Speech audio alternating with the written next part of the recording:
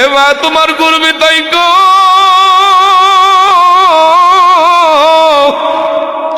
তোমার কলিজার মধ্যে কত লাথি মারছে। এ মা তোমার কলিজার মধ্যে এই হাত দিয়েও কত আঘাত করেছি গো মা।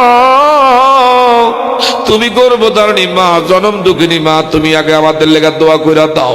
এ যুবকেরা মা বাবা দরকার আছে না নাই? আরো জোরে বলো বাবা দরকার আছে না নাই?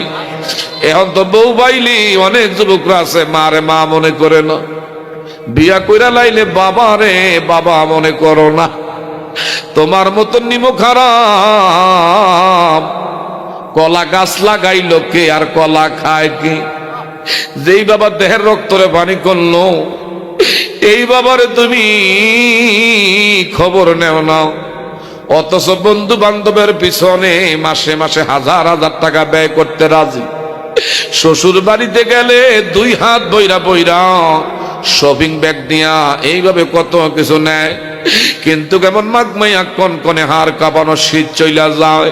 মারে কয় না মা তুমি কি খাইবা, তোমার কি মনে চায়? বাবা তোমার কি দিলে ভালো হয় ডাক্তার দেখানোর দরকার হইলে ডাক্তারের কাছে আমি নিয়ে যাবো, খরচের চিন্তা তুমি করো না। তোমার রোগ শোক আমি সন্তান দেখলে ভালো লাগে না।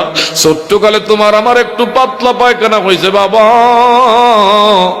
এই বাবার ঘুম নাই। মা নামাজের মশলায় হাত বাড়ায় বাড়ায় কান্ত।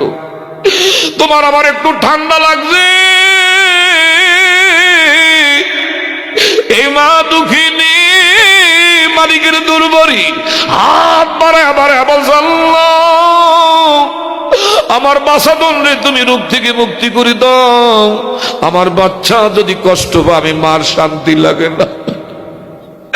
তুমি আমি কত প্রস্রাব করে মায়ের ডান দিকে বড়াইছি, মা টান দিয়া বাম দিকে আনছি।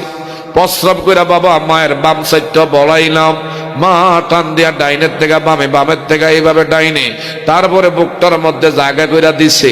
এই মার বুকের মধ্যে তুমি আমি কত পায়খানা কইরা মায়ের বুকটা বড়াইছি।